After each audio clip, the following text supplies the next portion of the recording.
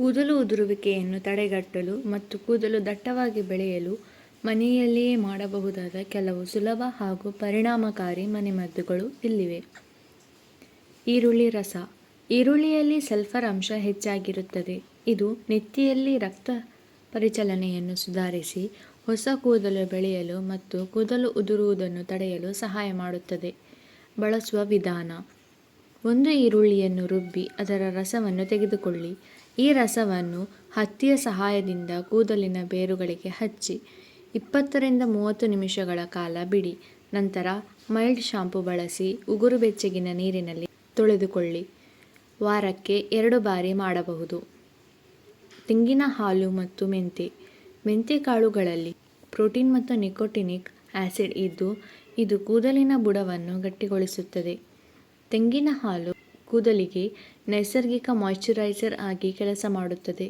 ಬಳಸುವ ವಿಧಾನ: ಮೆಂತೆ ಕಾಳುಗಳನ್ನು ರಾತ್ರಿ ಪೂರ್ತಿ ನೀರಿನಲ್ಲಿ ನೆನೆಸಿಟ್ಟು ಮರುದಿನ ಬೆಳಗ್ಗೆ ಪೇಸ್ಟ್ ಮಾಡಿಕೊಳ್ಳಿ. ಇದಕ್ಕೆ ಸ್ವಲ್ಪ ತೆಂಗಿನ ಹಾಲು ಸೇರಿಸಿ ಕೂದಲಿಗೆ ಪ್ಯಾಕ್ ತರಹ ಹಚ್ಚಿ 30 ನಿಮಿಷಗಳ ನಂತರ ತೊಳೆಯಿರಿ. Aloe vera gel.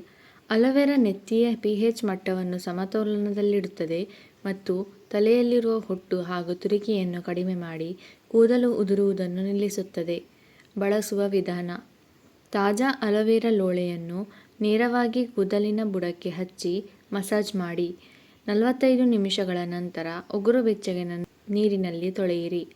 ವಾರಕ್ಕೆ 3 ಬಾರಿ ಮಾಡಬಹುದು. ಆಮ್ಲ ಅಥವಾ ಬೆಟ್ಟದ ನೆಲ್ಲಿಕಾಯಿ.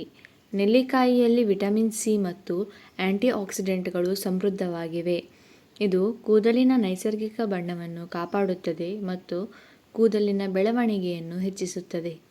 ಬಳಸುವ ವಿಧಾನ: ಒಣಗಿದ ನೆಲ್ಲಿಕಾಯಿ ಪುಡಿಯನ್ನು ತೆಂಗಿನ ಎಣ್ಣೆಯೊಂದಿಗೆ ಬಿಸಿ ಮಾಡಿ ಆ ಎಣ್ಣೆಯನ್ನು ತಲೆಗೆ ಹಚ್ಚಿ ಮಸಾಜ್ ಮಾಡಿ.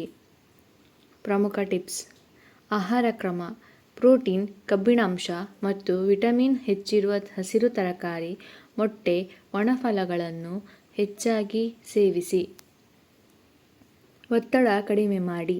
ಅತಿಯಾದ ಮಾನಸಿಕ ಒತ್ತಡವು ಕೂದಲು ಉದುರಲು ಮುಖ್ಯ ಕಾರಣ. ದಿನಕ್ಕೆ 7-8 ಗಂಟೆಗಳ ಕಾಲ ಒಳ್ಳೆಯ ನಿದ್ದೆ ಮಾಡಿ.